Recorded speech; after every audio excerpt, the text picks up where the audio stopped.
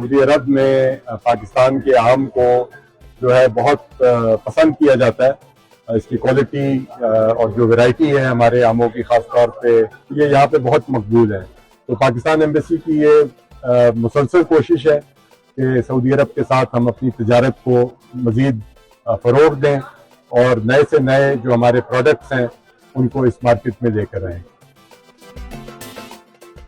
हमारा main purpose यही है कि हमारा मैंगो दुनिया में इंट्रोड्यूस हो, लोग भी उसके लिए उसी तरह से क्रेजी हो जैसे हम पाकिस्तानी हैं और वो उसको परचेज करने में इंटरेस्टेड हो। So it's more of A soft image जो हम मार्केट कर रहे हैं पाकिस्तान का।